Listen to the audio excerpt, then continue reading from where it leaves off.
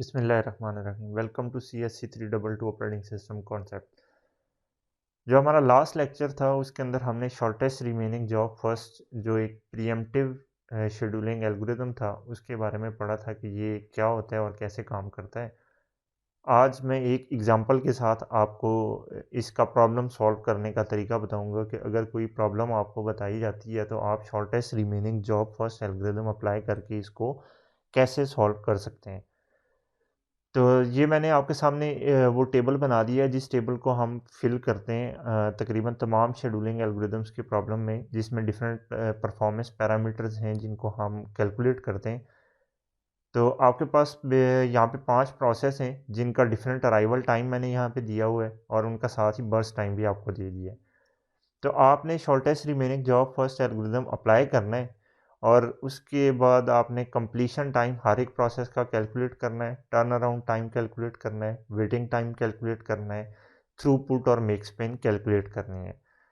ये मैंने Gantt chart बनाने के लिए एक पूरी लाइन ड्रॉ कर दी हुई है और हम अभी बस स्टार्ट करेंगे और इसके ऊपर सबसे पहले हम गैंट चार्ट बनाएंगे। और मैंने आपको बताया था कि इन प्रॉब्लम्स को सॉल्व करने के लिए जो सबसे इम्पोर्टेंट चीज़ है वो ये गैंट चार्ट है। अगर आपने ये सही बना लिया तो फिर प्रॉब्लम का ये टेबल फुलफ़िल करना आपके लिए ऐसा कोई इशू नहीं है, ये आपका करेक्ट भी हो जाएगा और ये आपका सही रिज़ल्ट्स भी आपके आएँगे। लेकिन अगर चार्ट बनाते हुए आपने गलती कर दी तो फिर ये तमाम टेबल के अंदर भी आपकी गलतियाँ रहेंगी।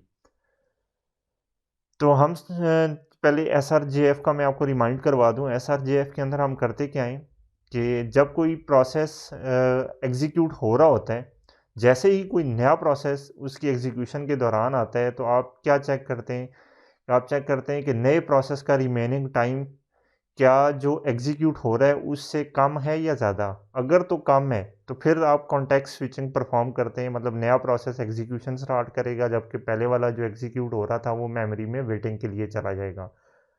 तो अगर आने वाले प्रोसेस का रिमेनिंग टाइम जो एग्ज़ीक्यूट हो रहा था उससे कम उससे ज़्यादा था, तो फिर आपका प्रोसेस जो एग्ज़ीक्यूट हो रहा था वही अपनी एग्ज़ीक्यूशन कंटिन्यू करेगा। और ये चेक आपका हर उस टाइम पे परफ़ॉर्म होगा जब भी कोई नया प्रोसेस मेमोरी में आएगा। यानी जब तक कि कोई नया प्रोसेस मेमोरी में नहीं आता, तब तक आपका एसआरजेएफ एग्ज़ैक्टली वैसे ही काम कर रहा होता है जिस तरह का एसजेएफ एल्गोरिदम काम कर रहा होता है। लेकिन जैसे ही कोई नया प्रोसेस मेमोरी में आता है तो आप प्रायोरिटीज़ एक दफ़ा फिर से कैलकुलेट करते हैं।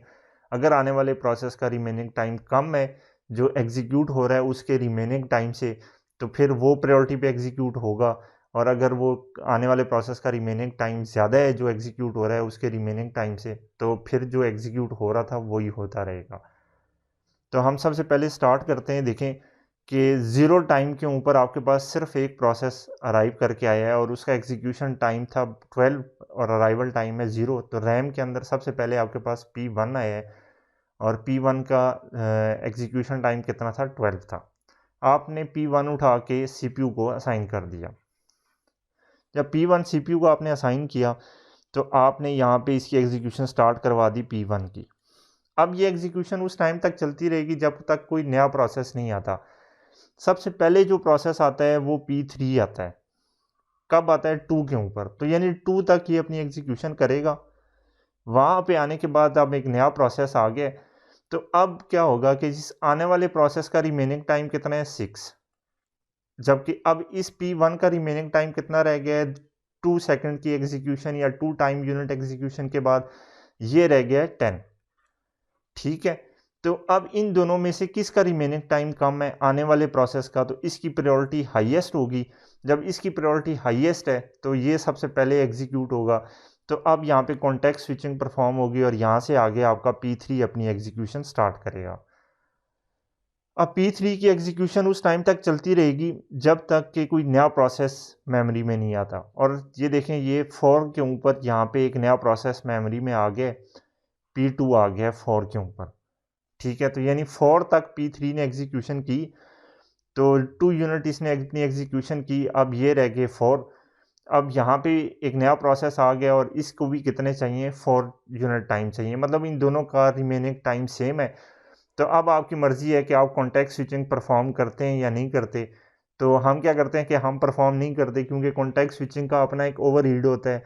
तो इस वजह से हम स्टिल P3 को ही कंटिन्यू करवाते हैं और P3 जो है ना अपनी कंटिन्यू रखेगा। कब तक रखेगा? अब नया नेक्स्ट प्रोसेस कब आएगा? 8 पे। तो 8 तक 4 और 4 8 P3 की एग्जीक्यूशन ही फिनिश हो जानी है। तो P3 की एग्जीक्यूशन फिनिश हो गई। अब 8 के ऊपर आपके पास एक ये प्रोसेस आ गया, एक आपके पास 4 था और एक आपके पास था जिसका रिमेनिंग टाइम 10 है। मतलब ये 3 प्रोसेस थे। तो अब देखें इसमें शॉर्टेस्ट रिमेनिंग टाइम किसका है? P5 का। तो P5 असाइन हो जाएगा, P5। और अब ये 8 से लेके कब तक चलेगा? 10 के ऊपर आपके पास एक नया प्रोसेस आ जाता है, तो 10 तक तो P5 चलेगा, ठीक है। यानी 2 यूनिट टाइम के लिए P5 चलेगा, तो इसका रिमेनिंग टाइम रह जाएगा 1। जबकि अब यहाँ पे 10 के ऊपर एक नया प्रोसेस आ गया है जिसका रिमेनिंग टाइम 8 है, और आपके पास जो पहले था उसका एक का रिमेनिंग टाइम 4 है और एक का 10 है। तो 1, 8, 4 और 10 में से सबसे लीस्ट या सबसे कम रिमेनिंग टाइम P5 का है, तो P5 ही चलेगा, अपनी एग्जीक्यूशन कंटिन्यू करेगा मज़ीद 1 यूनिट टाइम के लिए, और इस तरह P5 फिनिश हो जाएगा। अब उसके बाद P2 के पास चला जाएगा कंट्रोल, क्योंकि P2 का रिमेनिंग टाइम सबसे कम है। तो नेक्स्ट 4 यूनिट के लिए P2 आपका एग्जीक्यूट होगा। तो ये आपका 11 से 15 तक P2 आपका चला जाएगा। अच्छा, उसके बाद आपका 8 यूनिट के लिए P4 चलेगा, जो रिमेनिंग टाइम इसका रह गया था। P4 पहले एग्जीक्यूट नहीं हुआ था, इसलिए P4 का रिमेनिंग टाइम 8 है। तो 15 से 23 तक आपका P4 चलेगा, और फिर 23 से ऑनवर्ड P1 दोबारा आपका चलेगा 10 तक। मतलब 33 तक आपका जो बाकी रिमेनिंग टाइम था वो P1 चलेगा। तो इस तरह से ये आपने तमाम प्रोसेसेस जितने भी थे वो एग्जीक्यूट करवा लिए। तो आपने देखा कि भाई P1 की एग्जीक्यूशन के दौरान एक उससे हायर प्रायोरिटी का प्रोसेस आया है, तो प्रीएम्पशन हुई है, और उसके बाद तकरीबन कोई प्रीएम्पशन वाला केस नहीं हुआ, और बाकी प्रोसेस जिस जिस ऑर्डर में आते गए हैं और वो वैसे उसी ऑर्डर में एग्जीक्यूट होते गए हैं। तो आई होप कि ये आपको समझ आ गया होगा कि प्रीएम्पशन कैसे होती है। तो अभी हम इनको देखते हुए इस चार्ट को फुलफिल करते हैं।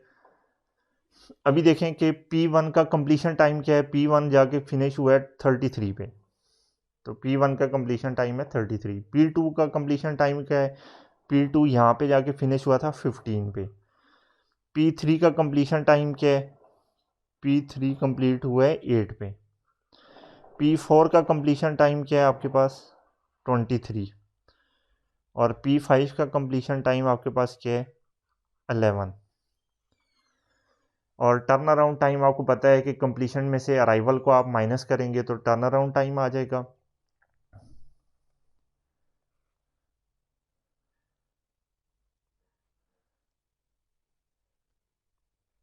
और वेटिंग टाइम आपको पता है कि टर्न अराउंड टाइम में से आप बर्स्ट टाइम को माइनस करेंगे तो वेटिंग टाइम आपके पास आ जाएगा।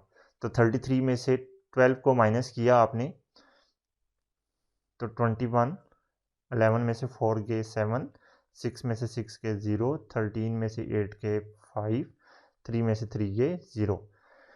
और मेक स्पेन आपको पता है कि टोटल शेड्यूल लेंथ कितनी हुई है आपकी, 0 से स्टार्ट होके 33 तक। तो मेक स्पेन आपका कितना था? 33। और थ्रूपुट कितनी है कि total number of process per unit time. तो टोटल प्रोसेस कितने थे आपके? 5, और कितने टाइम में एग्जीक्यूट हुए? 33 यूनिट टाइम में। तो इनको आप डिवाइड करेंगे तो आपके पास थ्रूपुट आ जाएगी। तो इस तरह से आपने तकरीबन सारी वैल्यूज़ कैलकुलेट कर ली हैं। तो बस almost shortest remaining job first और शॉर्टेस्ट जॉब फर्स्ट सेम थे, और इन कुछ केसेस में ये 100% सेम भी हैं। जैसे अगर आपको कोई ऐसा प्रॉब्लम दे दिया जाए जिसमें अराइवल टाइम तमाम प्रोसेसेस का सेम हो, तो फिर आप उस पर shortest remaining job first apply करें या शॉर्टेस्ट जॉब फर्स्ट अप्लाई करें, उन दोनों का आंसर सेम आएगा। लेकिन अगर अराइवल टाइम डिफरेंट है तो फिर उस केस में प्रीएम्पशन और नॉन प्रीएम्पशन की वजह से आपके रिजल्ट्स में डिफरेंस आ सकता है। Thank you.